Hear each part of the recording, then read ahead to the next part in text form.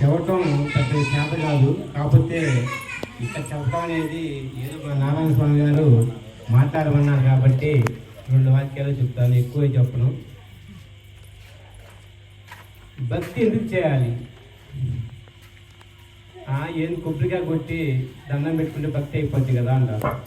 ఇప్పుడు స్వామి గారు చెప్పినట్టు ఉదయం సాయంత్రం దీపారాధన చేయమన్నారు. దీపారాధన ఎందుకు చేయాలి? చేయకపోయినా సరిపోద్దిగా, కొబ్బరికాయ కొట్టుకొని పోదాలే, ఏముందిలే అనే ఆలోచన అనేది రాకూడదు. అంటే మన భక్తి చేసేటప్పుడు దీపారాధన చేసి కొబ్బరికాయ కొడితే అది భక్తి అవుతుంది. కాబట్టి మనసులో నుంచి రావాలి.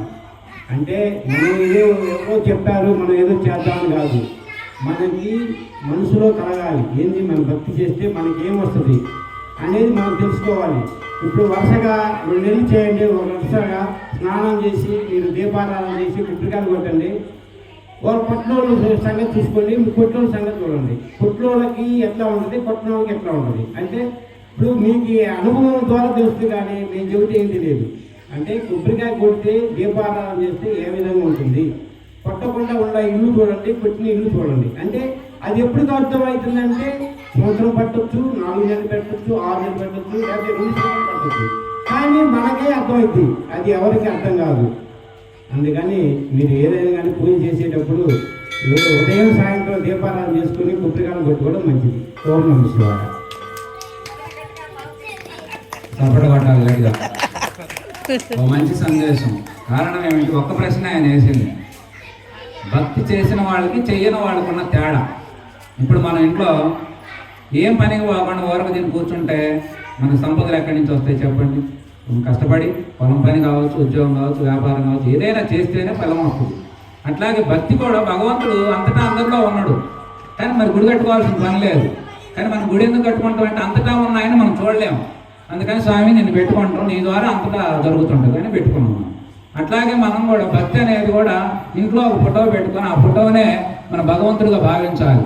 ఎట్లా భగవంతుడు చిన్న ఫోటో పెద్ద అంటే ఇప్పుడు ఆ సెల్లో ఉంది, ఆ సెల్లో ఇంత పెద్ద లెంత్, ఇంత దీతం, సెల్ ఎంత ఉంది ఇంతే ఉంది. పెద్ద కొండను తీసిద్ది, ఆకాశాన్ని తీసిద్ది కెమెరా. అట్లాగే భగవంతుడు అనేవాడు మనం ఆ ఫోటోలో పెట్టుకొని విశ్వాసం ఉంటే భగవంతుడిని అందులో దర్శించవచ్చు.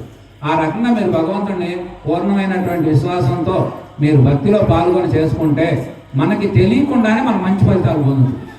దాన్ని గుర్తించగలిగిన మంచి ఫలితాలు వస్తాయి అని చెప్పడమే తెలిసిన వాడికి, తెలియని వాడికి, చేసిన వాడికి, చెయ్యని వాడికి ఉన్న తేడా ఏమిటి అనేటువంటిది మీరు ఒక 6 నెలల్లో సంవత్సరంలో చెయ్యండి, ఫలితాలు మీరే చూస్తారు అనేటువంటి మంచి మాట ఇది.